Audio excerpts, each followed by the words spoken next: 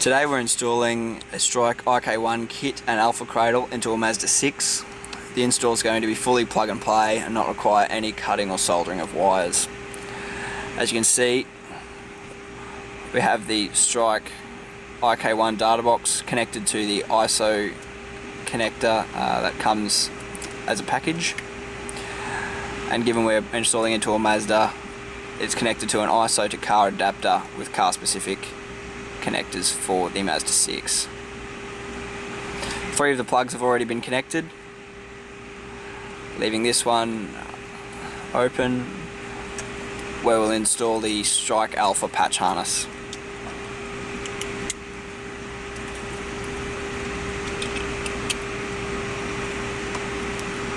The patch harness terminates at a 2-way connector, which fits perfectly with the supplied power cable from the Strike Alpha Cradle. In this case, it terminates at a female USB connector to power the iPhone 4 or iPhone 5 Alpha Cradle.